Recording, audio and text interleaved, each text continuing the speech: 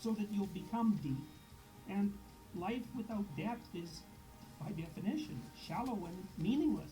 And there's a problem that's associated with that.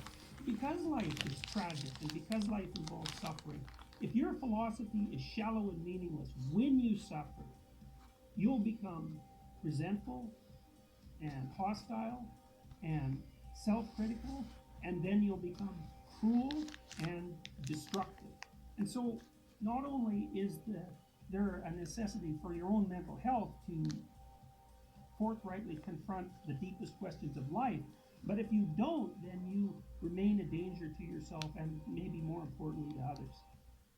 You know, as an adolescent, you also shed childhood potential to become the limited but specialized and potentially useful thing that you will become. And so you might say, well, is it worth it? Is it worth shedding that potential? And Peter Pan's answer to that is, well, no. He wants to remain in Neverland as a magical boy forever. And he's king of the lost boys, which I would say is not that's not much of a dominance hierarchy, right?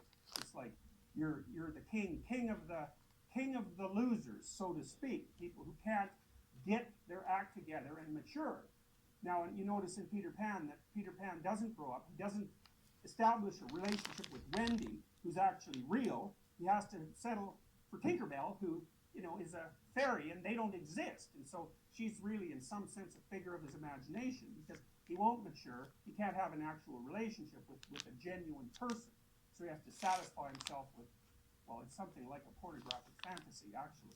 So seriously, it is like that. I mean, it's toned down a lot in the movie version, obviously, but still, that's what's underlying it. Now, you might say, well, why doesn't Peter Pan want to grow up? And the answer is, the only figure of authority that's